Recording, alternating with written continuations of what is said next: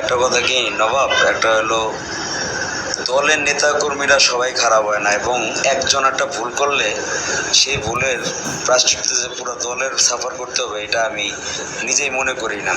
ঠিক আছে, এজন্য এক দলেরকে আমি ছোট করে বলি না, এবং আমি যেটা করি আমি আমার যে দলটারে করে আমি ইসলামটা ভালোবাসি, বিসমিল্লাহির রহমানির রহিম দেখে আমি ফরমে সই করছি।